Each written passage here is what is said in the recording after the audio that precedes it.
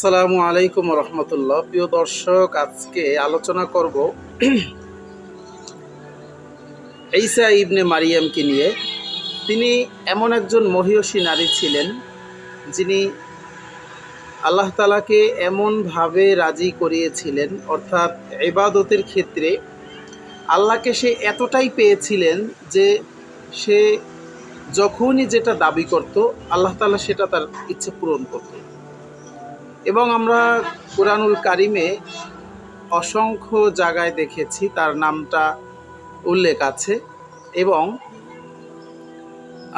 তার ব্যাপারে আমরা শানে নুজুলেও জেনেছি। কোরআনুল কারিমের নসও আছে যে অসিজনে আল্লাহ তাআলা তাকে ফল খাওয়াতেন, অর্থাৎ যেটা অস্বাভাবিক একটা জিনিস আল্লাহ খুশি হয়ে তাকে সেটাও দান করতেন। তো সেই একজন মহিয়সী নারী নিয়ে আজকে কথা বলবো ইনশাআল্লাহ। এই ঈসা ইবনে মারিয়াম আলাইহিস সালাতু ওয়াসসালাম, তিনি ছোটবেলা থেকেই আমল আখলাক করে আল্লাহকে এতটা বেশি রাজি করিয়েছিলেন যে সে প্রত্যেকটা জিনিসে আল্লাহর প্রতি বেশি ভরসাশীল হয়ে পড়েছিলেন। তো একটা পর্যায়ে এরকম সে জীবন পার করতে করতে, ঘটনা আপনাদের জানা আছে, জীবন পার করতে করতে সে একটা অনাকাঙ্ক্ষিত বিপদে পড়ে যায়। তো এই বিপদে পড়ার পরে সে চিন্তা করেছে, যেহেতু আমি আল্লাহকে ভালোবাসি, আল্লাহ আমাকে কখনোই বিপদে ফেলতে চান না, বিপদে ফেলেন না, যেহেতু আমি বিপদে পড়েছি, হয়তো আমার ইবাদতের যেই গতি ছিল, অর্থাৎ আগে তাহাজ্জুদ আমি 20 রাকাত পড়লে এখন আমি তাহাজ্জুদের গতি বাড়িয়ে দিব, সে এইটা চিন্তা করে তার ইবাদতের গতি যেই পর্যায়ে ছিল তার থেকে বাড়িয়ে দিল। এরপরে একটা পর্যায়ে দেখা গেল তার বিপদটা আরও বাড়তে লাগলো। তো এখন সে চিন্তা করলো যে আমি কি আসলে আল্লাহ থেকে দূরে চলে গেলাম, নাকি আল্লাহ আমাকে এখন আর ভালোবাসেন না, নাকি আল্লাহ আমাকে যেই পরিমাণ মহাব্বত করতেন তার থেকে কমিয়ে দিয়েছেন, নাকি এই বিপদের আমি যোগ্য, দুনিয়াতে কোনো খারাপ কাজ করেছি এই কারণে আল্লাহ আমাকে বিপদে ফেলছেন। এরকম চিন্তা করতে করতে বিভোর হয়ে যায়। তো প্রিয় দর্শক, আমি আজকে ঈসা ইবনে মারিয়াম সালামুন আলাইহার কথা এই কারণে উল্লেখ করেছি, কেননা আমাদের সমাজেও এমন কিছু লোক আছে যারা বিপদে পড়লে নিজেকে দোষারোপ করে। আমি কি খারাপ হয়ে গেলাম? আল্লাহ কি আমাকে আর পছন্দ করেন না, ভালোবাসেন না? আমি কি গুনার কাজ করে অনেক বড় পাপী হয়ে গেছি? আমার বিপদ কেন? একটার পর একটা বিপদ কেন আমার? এরকম প্রশ্ন হয়। আমি আপনাদেরকে একটা কথা সর্বপ্রথম বলতে চাই যে কোনো মানুষের দোয়া, কোনো মানুষের বিপদে পড়া, কোনো মানুষের অবস্থাকে উদ্দেশ্য করে এটা বলা যাবে না যে আল্লাহ আমার উপর খুশি আছেন নাকি বেজার আছেন, আল্লাহ আমাকে ভালো বান্দাদের লিস্টিতে নাম রেখেছেন কি রাখেননি, এটার সাথে কোনো সম্পর্ক নেই। হতে পারে একজন ভালো মানুষ, একজন নেককার ব্যক্তি, সেও বিপদের মধ্যে থাকবে, এটার মধ্যে কল্যাণ নিহিত আছে, জানেন একমাত্র আল্লাহ। আবার এটাও হতে পারে একজন খারাপ মানুষ যার উপর জাহান্নাম নির্ধারিত, সেও হতে পারে দুনিয়াতে ভোগ বিলাস করতেছে, খুব শান্তিতে জীবন যাপন করছে। আমি আপনাদেরকে উদাহরণ দিলে অবশ্যই বুঝবেন। আমাদের নবী নূহ আলাইহিস সালাতু ওয়াসসালাম, সে মানুষদেরকে 950 বছর দাওয়াত দিয়েছেন। এই দাওয়াত দেওয়ার ক্ষেত্রে তাকে অনেক অসম্মান সহ্য করতে হয়েছে। মানুষ তার এই মুখের উপরে থুথু মেরেছে, তাকে জুতা নিক্ষেপ করেছে, এরপরেও সে কিন্তু দিনের দাওয়াত থেকে পিছিয়ে রয়নি। কিন্তু দেখেন তার ছেলের ব্যাপারে আল্লাহ কিন্তু বলেছেন, না, তোমার ছেলেকে তুমি বাঁচাতে পারবে না এবং তোমার ছেলেকে বাঁচানোর দোয়া করবেও না। তাহলে দেখেন সে কি তার ছেলের জন্য, তার ছেলের হেদায়েতের জন্য, ছেলের নাজাতের জন্য দোয়া করেননি? তার স্ত্রীর জন্য সে কি দোয়া করেননি? অবশ্যই করেছেন। তাহলে কেন দোয়া কবুল হলো না? এখন তার দোয়া যেহেতু কবুল হলো না, সে কি বলবে, আমি তো একজন নবী, আমি তো নূহ, আমি তো বড় বড় নবীদের মধ্যে একজন, আমার দোয়া কবুল হচ্ছে না, মনে হয় আমার দাওয়াতের মধ্যে ভেজাল আছে, না হয়তো মনে হয় আমি অনেক খারাপ কাজ করেছি, আল্লাহ আমাকে আর পছন্দ করেন না। এটা না, আসলে এটা না। আল্লাহ এদেরকে হেদায়েত দেন না, এটা কারণ আল্লাহ ভালো জানেন। এই জন্য নিজেকে দোষারোপ করা, আল্লাহকে দোষারোপ করা, এটা কিন্তু একদম উচিত নয়। এই রকমই ধারা অনুযায়ী কিছু কিছু মা বাবা আছে দেখবেন, এরা সন্তানদেরকে বুঝায়, সন্তানেরা লাইনে আসে না, ভালোর পথে আসে না, নেশার মধ্যে পড়ে থাকে, তখন নিজেদেরকে দোষারোপ করে, এত দোয়া করি কেন আল্লাহ শুনছেন না, আমি মনে হয় খারাপ, আমার মনে হয় আমল ঠিক নেই, আমি মনে হয় অনেক তুচ্ছ হয়ে গেছি, আল্লাহ আমাকে আর কেয়ার করেন না। এরকম চিন্তাও অনেকের আছে, কিন্তু এটাও সমীচীন নয়। দেখেন আমাদের নবী মুহাম্মদ রাসূলুল্লাহ সাল্লাল্লাহু আলাইহি ওয়াসাল্লাম, সে তার চাচার জন্য কি দোয়া করেননি? আপনাদের কি মনে হয় আবু জাহেলের জন্য কি তিনি দোয়া করেননি? সে দোয়া করেছেন এবং তাকে এতটা মহাব্বত করেছে তার চাচা, হাদিসের আলোকে জানা যায় যে তার চাচার জাহান্নামের মধ্যে সবথেকে কম সাজা হবে। তো এই তার চাচার জন্য সে যখন বিপদে ছিল, তার চাচা তার সব দিক থেকে ঘিরে ছিলেন, এই চাচার জন্য দোয়া অবশ্যই করেছেন, কিন্তু আল্লাহ কবুল করেনি। এখন চাচার দোয়া যেহেতু কবুল হয়নি, আমাদের নবী কি মনে করবেন যে আমি মনে হয় খারাপ, কেন না হয় আল্লাহ আমার দোয়া কবুল করছেন না, কেন আমার চাচাকে হেদায়েত দিচ্ছেন না, কেন আমার ঘনিষ্ঠ লোকেরা ইসলাম ছেড়ে মূর্তি পূজায় ডুবে রয়েছে? এরকম দোষারোপ কিন্তু করেননি।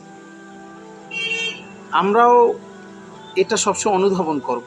আমাদের সবথেকে বড় সমস্যাটা কি জানেন? সেটা সমস্যা হলো আমরা দোয়া এবং তলবের ক্ষেত্রে এক করে ফেলি, অথচ দুইটা কিন্তু এক নয়।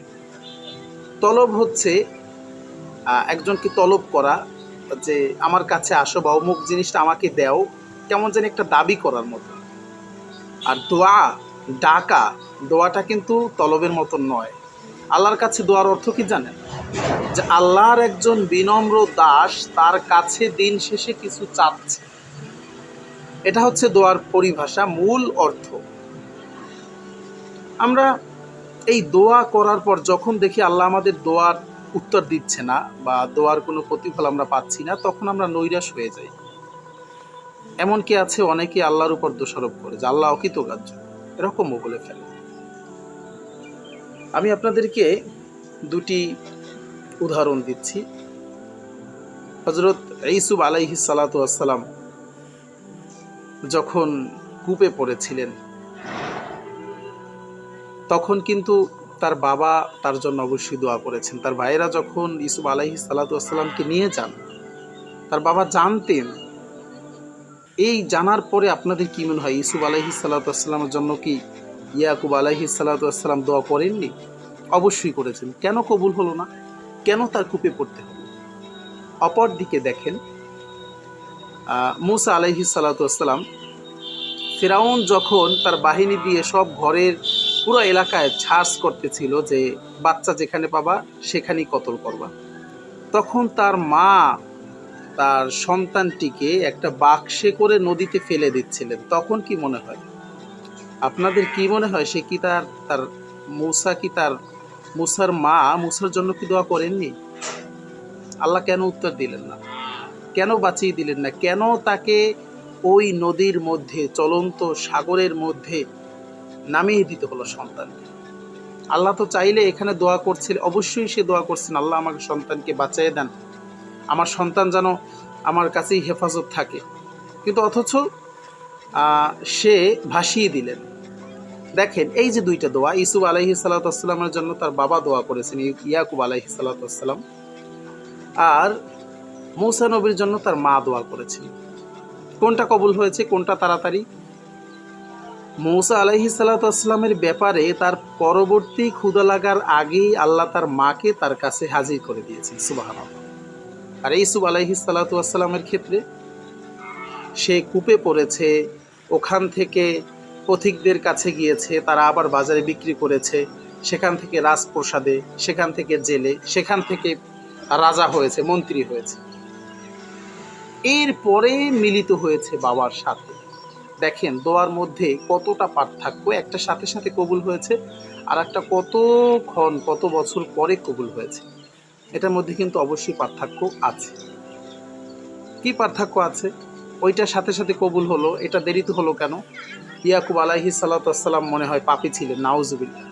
না, এখানে বোঝার বিষয় আল্লাহ আমাদেরকে বুঝাইতে চান। আমি অনেক সময় হেকমত দিয়ে থাকি, এক একটা জিনিসের ভিতরে এক একটা হেকমত রাখি। দেখেন, ইউসুফ আলাইহিস সালাতু ওয়াসসালাম যদি কূপে না পড়তেন, সে কিন্তু বাজারে বিক্রি হতেন না, প্রসাদেও যেতে পারতেন না।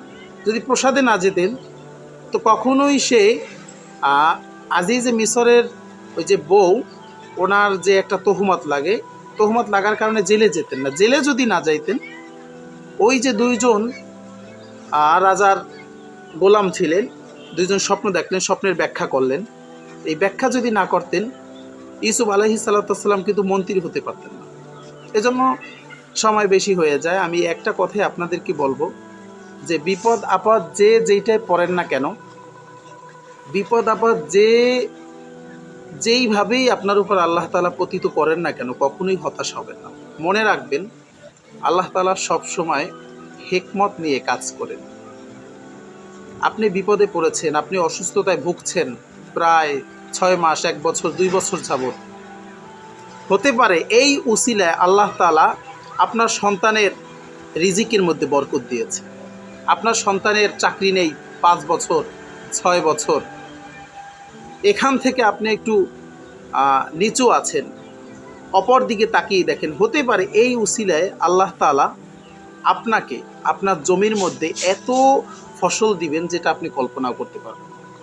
এজন্য যখনই বিপদে পড়বেন, আল্লাহর কাছে দোয়া অবশ্যই করবেন। আর এই দোয়ার উত্তর সাথে সাথে না পেলে কখনোই নিজেকে দোষারোপ করবেন না, ইভেন আল্লাহকে দোষারোপ করবেন না। কারণ আল্লাহই ভালো জানেন এই বিপদ দিয়ে হয়তোবা আল্লাহ তাআলা আপনাকে এই যেই বর্তমান আপনার অবস্থা আছে, এর থেকেও ভালো একটা অবস্থানে নিয়ে যেতে পারে।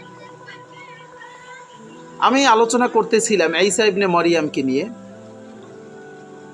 সে এমন একটি বিপদে পড়ে, যেই বিপদটা তার মনে মানতে ছিল না যে আল্লাহ আমাকে এত বড় বিপদে কেন ফেললেন। সেটি হলো, আল্লাহ তাআলা তাকে স্বামী ছাড়া সন্তান দান করেছেন। একদিন গোসল করতেছিলেন, জিবরাইল আলাইহিস সালাতু ওয়াসসালাম তার কাছে এসে বললেন যে আল্লাহ আমাকে পাঠিয়েছেন তোমাকে সন্তান দেওয়ার জন্য। ঘটনা আপনাদের জানা আছে, আমি শুধু মূল বিষয়টা বোঝানোর জন্য আজকে ভিডিওতে আসলাম। তো এই যে তার বিপদটা আসলো, সে রোজা নামাজ বাড়িয়ে দিল, তারপর তার বিপদ কমলো না। তার বাচ্চা হওয়ার মতন যে একটা মেয়েদের সিচুয়েশন হয়, সেটাও হয়ে গিয়েছিল। এর প্রতিফলে কি হয়েছে? এই যে আল্লাহ তাকে বিপদে ফেললেন, এই কারণে আল্লাহ তাকে কি দিলেন? আল্লাহ তাকে এত বড় জিনিস দিয়েছেন যা অন্য কোনো মহিলাকে দেননি। সুবহানাল্লাহ। পবিত্র কোরআনে তার নামে একটি সূরা আল্লাহ বর্ণনা করলেন, নাজিল করলেন। সুবহানাল্লাহ। এজন্য সকলের কাছে একটা আবেদন থাকবে, আমরা যারা আল্লাহর পথে চলাফেরা করি, আল্লাহকে মহাব্বত করি, বিশ্বাস করি, আমরা সকলেই আল্লাহকে এতটা মহাব্বত করব, আল্লাহকে এতটা ভালোবাসবো যে আল্লাহ আপনি আমাকে বিপদে রাখলেও আমি আলহামদুলিল্লাহ, আপনি আমাকে যদি সুখে রাখেন তখন আমি আলহামদুলিল্লাহ, দোয়া করেছি এটার প্রতিফল যদি এখন পাই আলহামদুলিল্লাহ, যদি আখিরাতে পাই সেটাও আলহামদুলিল্লাহ। অর্থাৎ আল্লাহর উপর আমরা রাজি খুশি থাকবো ইনশাআল্লাহ। আল্লাহ তাআলা আমাদের সকলকে বুঝে শুনে আমল করার তৌফিক দান করেন। আমিন।